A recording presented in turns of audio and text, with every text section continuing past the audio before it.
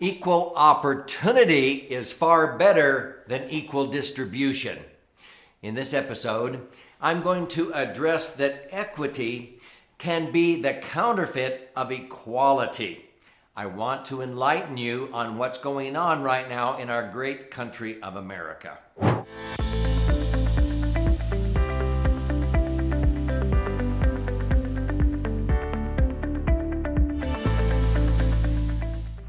So my name's Doug Andrew, and I've helped many people, especially couples, empower their children and grandchildren to foster an attitude of responsibility and accountability. And so even though I'm not an attorney, I've trained many tax attorneys on tax law and how to establish what we call equal opportunity trusts versus equal distribution trust. Now, the reason why I'm concerned is right now there's a movement in our great country of America to move towards equity. Now, equity sounds like a pretty good word, but oftentimes it can be the counterfeit of equality. So when we talk about equity, oftentimes it is referring to equal distribution. Now, to be honest with you, many people who are very successful in life, they set up their trusts so that the assets they leave behind to their children and grandchildren can be left behind in a system of equal distribution, because frankly, it's the easiest way for attorneys to draft the documents. So before I go any further, as you listen and learn here, I want you to stay with me to the end because I have a free gift for you that will help you understand this even deeper. But when we talk about equal distribution, many times attorneys will sit down with their high net worth clients and they'll come in to get a trust done. And the attorney will usually say something like this: well, you're in here to set up your trust. Now, you want to be fair, don't you? Yeah. You want to divide up all of your assets equally, don't you? To distribute them to your children, correct? And they nod up and down. And if the attorney can get you to nod up and down, secretly they're going, hot diggity dog, I got another one. And it is so simple. They simply take the couple's names and their children's names and they plug them into the boilerplate trust document. And then they take the assets and put them in there. And guess what happens? When they die, chunk, it's divided up and dumped in the children's lap in equal distribution. And then I say, you know what? I have found that there's nothing more unequal than the equal distribution to unequals. And they go, what? Let me repeat what I just said. There's nothing more unequal than the equal distribution to unequals. I've seen this happen thousands of times. So what do I mean by that?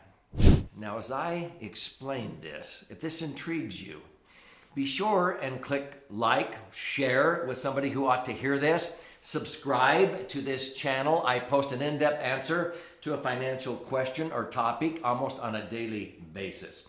And again, I have a free gift for you at the end of this episode. So what I mean by this is our Creator does not give, in my opinion, equal distribution of blessings, of health, let's say, to all of us, regardless of how some of us may choose to abuse our bodies. No, our Creator does not give equal health to the people who really take care of their health and eat right and exercise versus those who abuse and they take harmful substances into their bodies. Our Creator gives us equal opportunities, not equal distribution. See, there are eternal principles. And so I believe in equal opportunities, not equal distribution. So when people begin to understand what I'm talking about, they realize, golly, yeah, because I have seen many families that when they pass away, the attorneys set it up and it's like killing the goose laying the golden eggs. I've seen very wealthy families that are worth $20 million. And they pass away, and all of a sudden, $20 million is divided up 4 ways among the kids. And I'm thinking of one family that was in Napa Valley, California. The grandfather started this winery and came over on a boat, and he plucked up some vines from the family vineyard in Italy when he left, and he nurtured them in his pockets in wet newspaper as he crossed the ocean. And when he landed in New York, he took them off the ship. He smuggled them off the ship and he planted them. And then he found the perfect climate in Napa Valley, California. And all of these vineyards were because he had the wisdom. And he went to work and he worked hard and he created this. But by the 3rd generation, the grandchildren was sort of born with a silver spoon in their mouth. They didn't even realize, when they heard the story, they said, wait a minute. You mean we used to be poor in this family? We used to be one of them? The grandfather, he worked hard, he had the wisdom, he came over and he created this empire. And now the 2nd generation did a good job carrying it on, but when they passed away, the attorney just chunk. You got to sell the winery. In order to be fair, you got to divide it up. It wasn't a good time to sell the winery. They still had to pay tax to the federal government on the estate tax. The government doesn't care if you have to sell it at a discount. They will tax you on the full 20 million, even if you only sell it for 12 million. And so if the trust says, nope, you got to sell it because you got to divide it up equally and dump it in their laps. Now, the widow, when she saw this, she saw her family go from we to me overnight. Her 4 children were like, when do I get my 5 million? When do I get my share? She thought, this isn't what we intended. Now, she had a son who was a physician, and he was going to take his 5 million inheritance and build a medical plaza and so forth. That sounded pretty good. A daughter, she didn't know anything about how to manage money, but she was into art and the environment, and she wanted to give to that. That's okay. Another son, he was horribly addicted to drugs and alcohol. She knew 5 million dumped in his lap in riotous living with his friends would be to his demise in less than 9 months. The last son was trying to hold together the goose laying the golden egg, the winery. But his hands were tied. He said, nope, you got to do equal distribution. You got to sell it. Well, they decided to come together and vote. We shared with the family, hey, this is how the family wealth was created. We captured this, and why don't you keep the winery intact laying the golden eggs, and the physician can still build his medical plaza. You can give to art and the environment. But you don't just give a handout to the son to waste it on drugs and alcohol. You provide equal opportunities to him. That if he steps up to the plate, he can use money, he can use that money in the family bank to go out and be responsible and accountable, but it's not just this handout that ruins him. I have seen many, many families who have gone through this where dumping money in their laps actually ruins them. I could give you tons of stories about this. So, I have advised many people to rethink their thinking to equal opportunity rules of governance instead of equal distribution. And that's why I'm very concerned about this movement of equity, because equity, as it's being defined in America, is to redistribute and try to level the playing field and take from those who work hard and give to those who maybe don't want to have skin in the game. And they're trying to create equity, thinking it's equal distribution is going to solve everything. No, equal opportunity will allow people to step up to the plate, to have some skin in the game, that if they will be responsible and accountable, they have equal opportunities to be able to borrow money at a low interest rate, to be able to have matching funds, to have an endowment, to do something so that they can feel like they're taking ownership instead of just giving a handout. How do you teach this to your children and grandchildren? Here's one way. My wife and I hold an annual grandpa's camp. And this is where the grandchildren come, and they don't have their parents with them for 6 days. We actually have the teenagers for the first 3 days, and we do teenage talk, and we do high adventures. And then the 8-year-olds and older come to join them with me at 10,000 feet above sea level, and we camp out. And grandma takes the 4, 5, 6, and 7-year-olds. Then we bring them all together. And I was teaching this concept to them. And I gave them all jars with 5 caterpillars in each.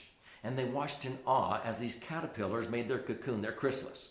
Now, I warned them in about 2 weeks when that caterpillar was going to emerge in the measure of its full creation as a monarch butterfly, they would see it struggle and they would be tempted to help it out.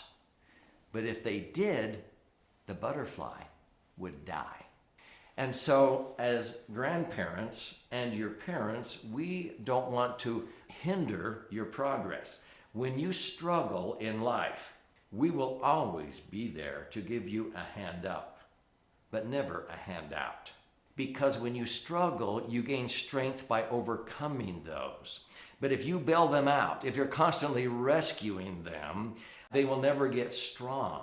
They'll never learn how to respond with all their ability, which is the word responsibility. You're responding with all your ability. And I teach my grandchildren, if you do that, a higher power will always make up the difference. And so when they see that monarch butterfly struggling, they're so tempted to help it out. But they remember Grandpa's lesson. No, we need to let the butterfly get strength by going through these struggles.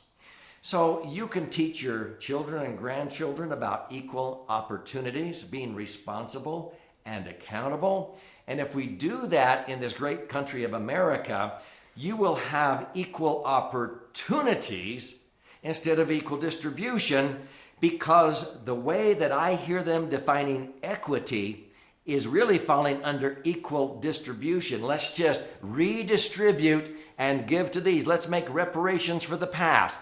Let's do all of this thinking that that is going to solve everything. I think it's going to cause worse problems if we go down that path.